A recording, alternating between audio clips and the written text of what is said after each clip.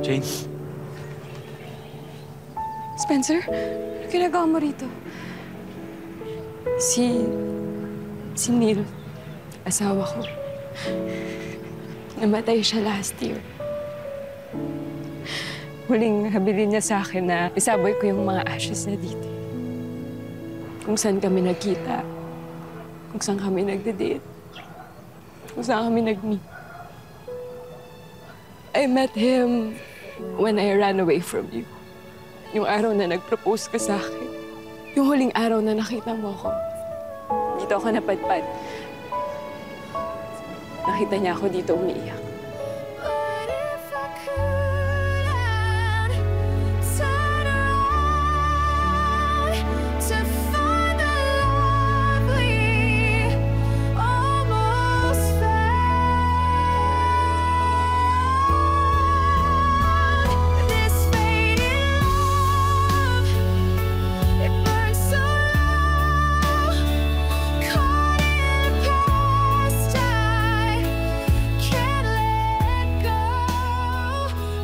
Oo, pre.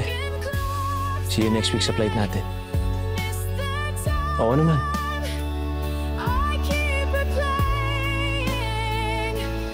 Handa na ako. Oo, pre. Nabigay ko na sa misis mo yung mga pasalubong mo. Tuwang-tuwa nga yung mga chikiting eh. Salamat pare ha. Na-expect na nila yan eh. Kasi alam nila na hindi ako makakauwi. Alam mo, buti ikaw, finally. Ginamit mo na yung bakasyon mo, nakauwi ka. Anong balak mo niyan? Eh, kaya ako naman di ginagamit yung mga bakasyon ko kasi wala naman akong uuwian dito. Sige na, pre. Ingat.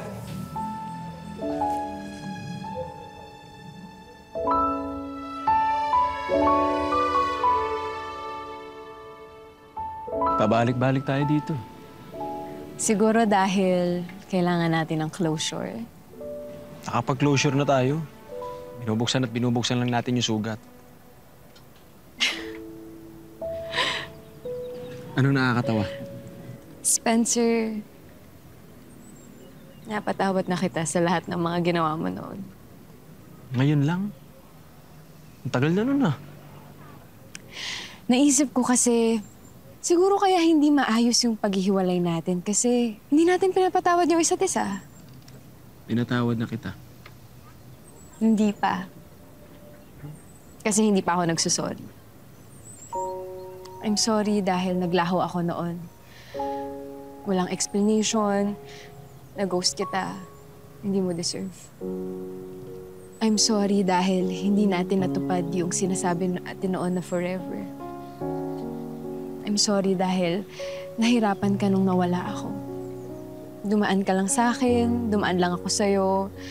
Hindi naman tayo naging tayo sa huli. Kasi mas buo tayo kapag hindi tayo magkasama.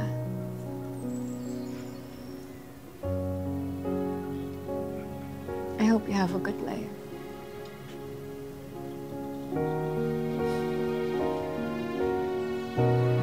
Ikaw din.